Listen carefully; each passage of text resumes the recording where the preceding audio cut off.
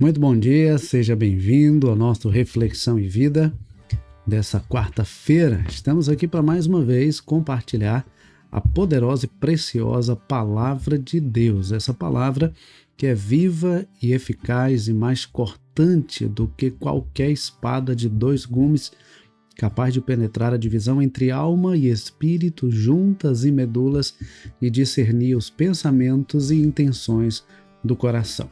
De segunda a sexta-feira, às 6h30 da manhã, nós estamos aqui trazendo uma mensagem de fé e esperança para o seu coração, com o objetivo de abençoar a sua vida e te conduzir à presença de Deus, ao conhecimento de Deus e a um relacionamento com o Senhor. Nosso propósito é que o nome do Senhor seja glorificado através da edificação da sua vida. Hoje nós vamos refletir no Salmo 144, mas antes de entrarmos na reflexão propriamente dita, eu quero pedir para que você compartilhe esse vídeo aí nas suas redes sociais. Compartilhe aí no status do seu WhatsApp, compartilhe nos grupos que você participa, envie aí para pelo menos uns 5 a 10 contatos no privado, para que nós possamos nessa manhã de quarta-feira estar alcançando ainda mais pessoas com essa palavra que é a palavra de Deus, tá bom? Vamos então para a nossa reflexão de hoje. Hoje nós vamos refletir num salmo que fala da gratidão pela proteção de Deus. É um salmo de Davi, onde ele agradece ao Senhor, agradece a Deus pela sua proteção. Salmo de número 144, nós vamos lendo e à medida que formos lendo, nós vamos fazendo os destaques, tá bom? Nessa manhã. Então vamos lá, Salmo 144 começa dizendo assim: Bendito seja o Senhor, rocha minha, que treina as minhas mãos para a batalha e os dedos para a guerra. Ele é a minha misericórdia e a minha fortaleza, meu alto refúgio e meu libertador, meu escudo, aquele em quem confio e quem me submete, o meu povo. Observe que ele já começa louvando ao Senhor e reconhecendo o Senhor como a sua rocha, como a sua fortaleza, como o seu refúgio e como o seu libertador. E justamente por isso ele confia no Senhor. Veja que ele diz, olha, o Senhor é a minha fortaleza, o Senhor é a minha misericórdia, o Senhor é meu alto refúgio, o Senhor é meu libertador, é o meu escudo, é aquele em quem eu confio. Em quem você tem realmente confiado? Em quem você tem depositado a sua confiança? Volta e meia eu estou fazendo essa pergunta aqui, porque na verdade, por mais simples que pareça essa pergunta, por mais óbvia que pareça a resposta, muitas vezes na nossa caminhada, a tendência é confiar naquilo que nós achamos saber fazer. Interessante que Davi era um homem poderoso, era um homem influente, era um homem rico, era um homem com um exército forte, mas ele atribui ao Senhor a sua segurança, o seu refúgio, a sua fortaleza. Ele entende que a sua segurança não está no poder bélico do seu exército, ele entende que a sua segurança não está naquilo que o homem pode fazer, mas naquilo que somente o Senhor pode fazer. E nós precisamos ter também essa compreensão. Deus é tudo que nós precisamos. É do Senhor que vem a verdadeira segurança. É nele onde nós estamos realmente seguros, protegidos. Ele é o nosso alto refúgio. Ele é a nossa fortaleza. Ele é o nosso escudo. Ele é o nosso protetor. Ele é o nosso guardador. Nós precisamos ter essa compreensão. Porque às vezes nós lidamos com algumas situações que realmente são adversas. Às vezes nós lidamos com algumas situações que fogem completamente do nosso controle. Às vezes as pessoas, elas não compreendem a nossa atitude, não compreendem o nosso comportamento, não compreendem o nosso relacionamento com Deus e às vezes nos julgam ou até tentam de alguma forma nos prejudicar por quem somos ou por aquilo que fazemos, geralmente pelo que fazemos. E é justamente aí que nós percebemos o quanto nós precisamos ainda mais do Senhor. É quando nós percebemos que nós não somos capazes de fazer tudo o que gostaríamos de fazer ou que precisávamos fazer. É aí onde entra o reconhecimento de que há coisas na nossa vida que só o Senhor pode fazer. Há coisas que são responsabilidade nossa e Deus não vai fazer. Mas há situações que só Deus pode fazer, só Deus pode resolver. E é interessante que ele reconhece que Deus ele usa as situações para nos treinar, para nos fortalecer e para nos preparar para a fase seguinte. O apóstolo Paulo, quando escreve aos Romanos, no capítulo 8, versículo 28, ele diz: todas as coisas cooperam para o bem daqueles que amam a Deus. Há uma versão que diz assim, que Deus age em todas as circunstâncias para o bem daqueles que o amam. O fato é que Deus, ele utiliza as circunstâncias que nós vivemos, as dificuldades que nós enfrentamos, os problemas com os quais nós temos que lidar, para treinar, para fortalecer, para levar ao amadurecimento da nossa fé, do nosso relacionamento com Ele, da nossa intimidade com Ele. Nada é por acaso. Deus usa e Deus aproveita toda e qualquer situação para nos gerar crescimento, para nos gerar fortalecimento e para nos mostrar também o quanto nós somos dependentes dele. Jesus afirma lá em João capítulo 15, versículo 5, sem mim nada podeis fazer. Mas parece que à medida que a gente vai vivendo e obtendo algumas experiências, a gente começa a achar que a gente consegue fazer sim. E a gente começa a confiar na força do nosso braço, começa a confiar na nossa influência, na nossa habilidade de lidar com algumas situações. Mas há situações que só Deus pode resolver. E o interessante e o maravilhoso é que Ele resolve. É que Ele faz realmente aquilo que nós não podemos fazer. Porque Ele é gracioso, Ele é misericordioso. Ele é a minha misericórdia, Davi diz no versículo 2. Ele é a minha misericórdia. E aí, a partir do versículo 3, em versículos 3 e 4, ele diz assim: Senhor, que é o homem para que dele tomes conhecimento?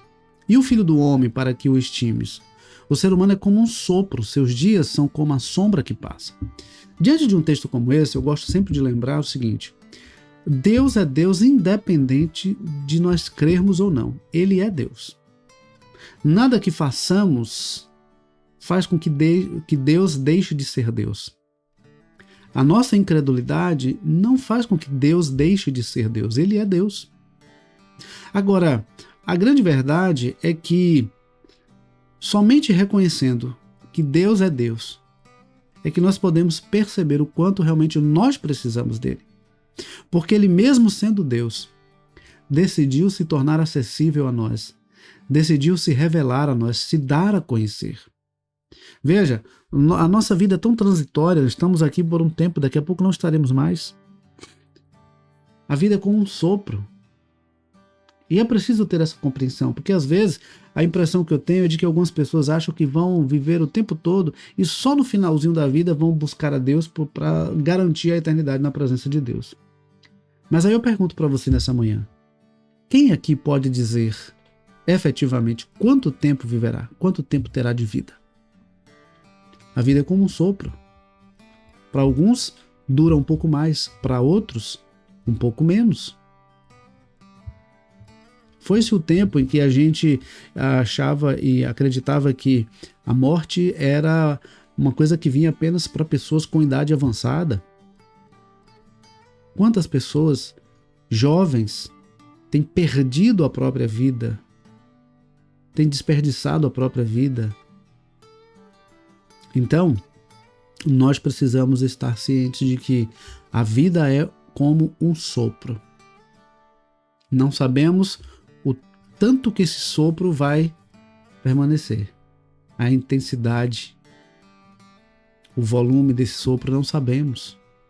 Por isso nós temos que estar preparados em comunhão com Deus, restabelecida a nossa comunhão com Ele, para que no momento em que nós formos chamados pelo Senhor, nós possamos estar tranquilamente na presença dEle, para prestar contas da vida que nós vivemos aqui.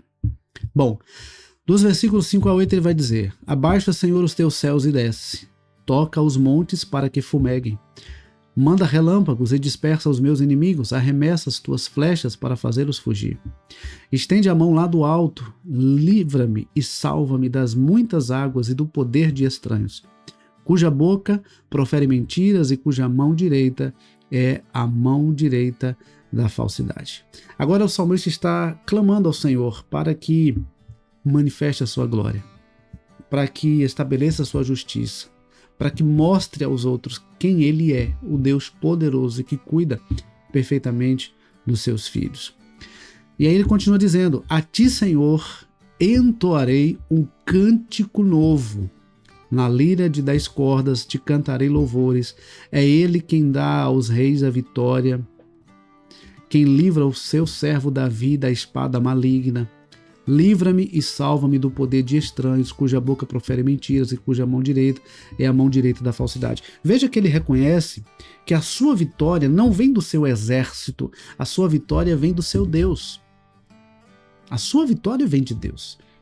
Davi tinha essa compreensão de que a sua vitória vinha do Senhor. E nós precisamos também ter essa compreensão.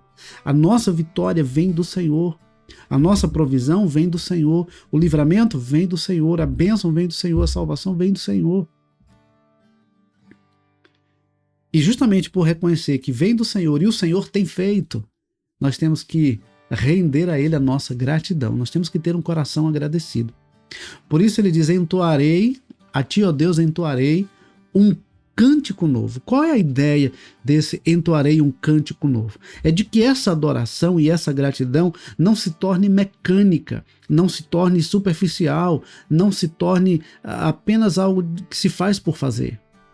A ideia do cântico novo é de que haja sempre uma novidade, um motivo novo para agradecer, uma motivação nova para agradecer, uma alegria nova para cantar louvores e para louvar, para render ao Senhor a gratidão.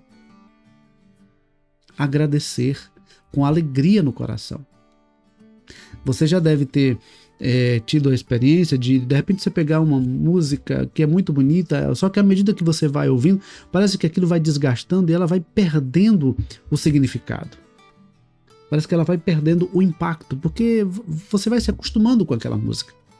Mas quando você ouve uma música nova, aquela música nova desperta a sua atenção, atrai os seus sentidos.